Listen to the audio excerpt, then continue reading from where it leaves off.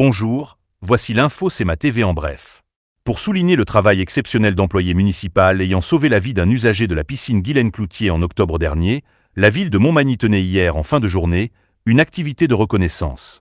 Écoutons le reportage de Mario Lacombe.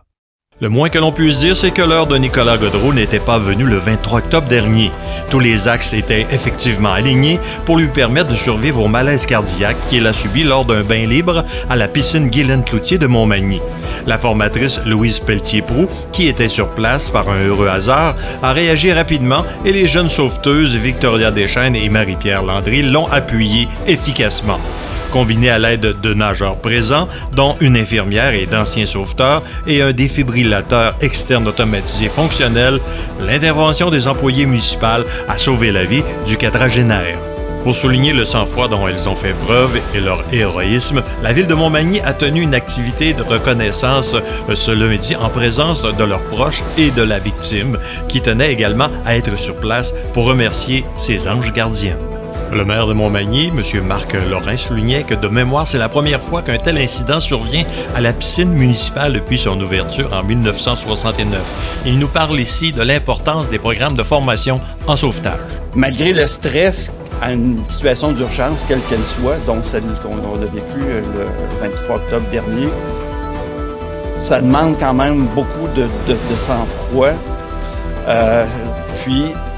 Ça demandait aussi qu'on mette en application des formations qui ont été reçues avec efficacité et sang-froid. C'est pas rien parce que souvent on prend des formations, c'est bien beau la théorie, mais dans la pratique, c'est tout autre chose. Je pense que certains pourront en témoigner tantôt. Après avoir subi 2 opérations au cœur et été hospitalisé pendant près de 30 jours, le survivant Nicolas Gaudreau n'avait également que des bons mots pour ses sauveteuses. Chers sauveteurs, je tiens tout d'abord à vous exprimer toute ma reconnaissance pour l'incroyable travail que vous avez accompli ce jour-là. Grâce à vous, je suis ici aujourd'hui en vie et capable de partager ce moment avec vous. Le 23 octobre dernier, lorsque j'ai eu mon arrêt cardiaque à la piscine, je n'avais aucune idée que je m'apprêtais à traverser une épreuve aussi grave. Mais vous étiez là, prête à intervenir et agir immédiatement et sans hésitation. Rappelons en terminant que depuis quelques mois, grâce à une aide financière du ministère de l'Éducation, la Ville offre gratuitement les formations menant au brevet de moniteur aquatique et de sauveteur national. En mars prochain, 2 formations sont d'ailleurs proposées sans frais dans l'infoloisir hivernal, soit premiers soins généraux et sauveteur national, et il est toujours temps de s'y inscrire. Pour avoir plus de détails, vous n'avez qu'à consulter le site de la Ville de Montmagny, /infoloisir. Mario Lacombe, à la ville de Montmagny, pour C'est ma TV Information. Les services de police du Québec, en collaboration avec les contrôleurs routiers de la Société de l'assurance automobile du Québec, dévoilaient hier le bilan de l'opération nationale concertée alcool-drogue s'étant déroulée du 29 novembre 2024 au 2 janvier 2025. Durant cette période, plusieurs centaines de contrôles routiers ont été réalisés à travers la province, dont plusieurs conjointement. Ceux-ci ciblaient la capacité de conduire affaiblie par l'alcool ou la drogue et a permis aux policiers d'intervenir autant de manière coercitive qu'en matière de sensibilisation auprès de nombreux conducteurs.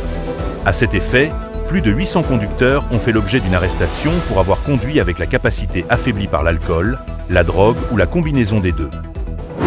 Près de 13 000 travailleuses des CPE affiliées à la CSN exerceront une première journée de grève le 23 janvier prochain pour atteindre leurs objectifs de négociation. C'est ce qu'a annoncé la Confédération des syndicats nationaux, CSN, mardi matin par voie de communiqué. Le syndicat explique devoir utiliser ce moyen de pression face à un gouvernement qui ralentit inutilement la négociation. Les travailleuses et les travailleurs exigent une entente permettant d'obtenir des gains significatifs pour contrer la pénurie et valoriser les emplois en CPE. La grève du 23 janvier touchera l'ensemble des régions du Québec, dont Québec Chaudière-Appalaches, qui compte 64 centres de la petite enfance affiliés à la centrale syndicale. Au sport, dans la Ligue de hockey Côte-Sud, les mercenaires de l'Aude-Binière tenaient le samedi 11 janvier leur classique hivernal en recevant la visite du Giovannina de Sainte-Marie devant plus de 425 spectateurs. Les mercenaires l'ont emporté par la marque de 3-0. Pour plus d'informations, visitez le cmatv.ca ou suivez le fil Twitter X de CMATV.